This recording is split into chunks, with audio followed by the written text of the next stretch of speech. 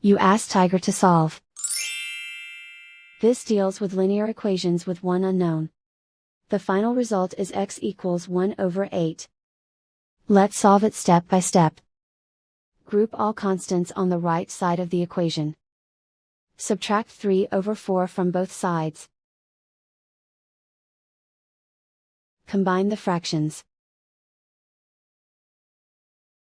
Combine the numerators.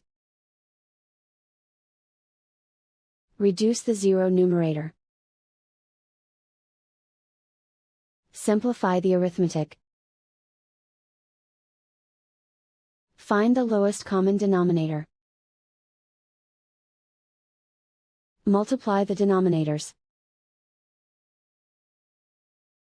Multiply the numerators. Combine the fractions. Combine the numerators. And so the final result is x equals 1 over 8.